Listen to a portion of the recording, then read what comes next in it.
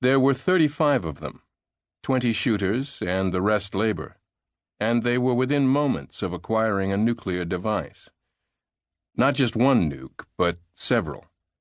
More than the West would ever or could ever expect. Enough to obliterate the entire population of their target and, if deployed shrewdly, to provide second strike capability, deterrence, and insurance. In less than 200 feet, they would enter the facility and would meet at most token resistance.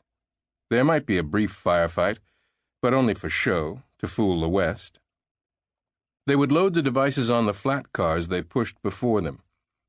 Then they would go to the extraction point, detonating explosives to cover their escape, making it look like the work of terrorists. Less than 200 more feet, then victory and glory. They had trained for more than a year, rehearsed hundreds of times. They knew their assigned roles to the letter. They knew they would be celebrated. They knew they would be heroes. What they did not know was that they would be martyrs. For less than 100 feet behind them, death approached.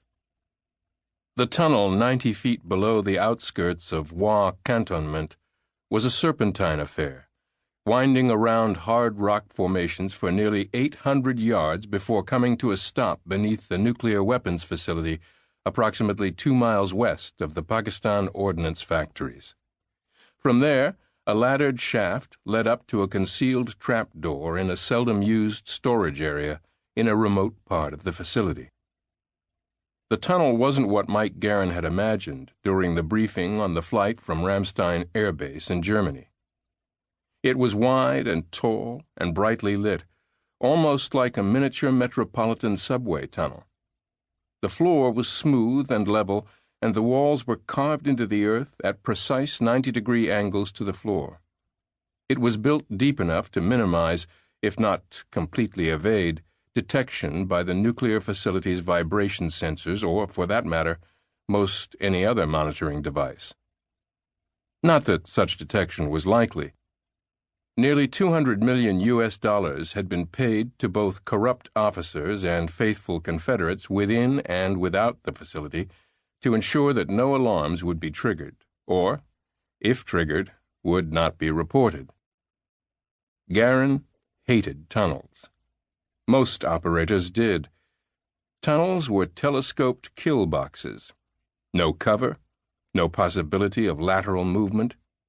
Therefore, no effective way to avoid incoming fire unless you were fortunate enough to be near one of the tunnel's twists and turns. Then you might be able to duck behind an earthen bend to avoid a direct frontal hit. But even then, you were just as likely to be struck by bullets ricocheting off the tunnel's walls. Tunnels were death traps, no margin for error. Even tactical perfection provided little protection. Nonetheless, Garin led his 8-member team swiftly and stealthily through the labyrinth, pausing before each turn to be sure no sentries were posted around the corner. Somewhere ahead, a force estimated to consist of at least 24 highly trained, heavily armed men was using the tunnel to gain access to the facility. If the intelligence reports were accurate, it was only about 100 more yards before Garin and his team would reach the shaft leading up to the storage area. Accordingly, the odds of encountering the armed force grew with each step he and his men took. It was possible the force was already on its way back, having acquired the Holy Grail. If they had, and Garin's mission was unsuccessful, the world would soon be facing a crisis unlike almost anything previously witnessed. Instinctively slowing the pace, Garin signaled his team to stop as they approached another bend angling toward the right. He flattened himself against the right side of the tunnel wall and slowly slid forward until he was able to peek quickly around the curve. 2 sentries, standing shoulder to shoulder, alert, carrying KL 7.62s, and glancing expectantly down the tunnel in the direction of the facility. Garin signaled his findings to the team, lowered his HK-416, and after contemplating whether to leave it slung across his torso, lowered it gently to the ground. He withdrew his tactical knife with his right hand, braced for a beat, and then burst around the bend toward the sentry on the left. Garin jammed the knife deep into the right side of the man's neck, ripping its serrated blade across his throat and tearing through skin, muscle, cartilage, and veins as he severed the man's trachea.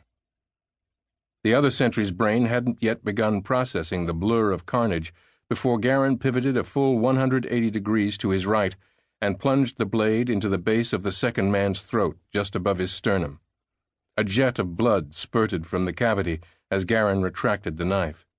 Both sentries collapsed to the ground almost simultaneously, dead.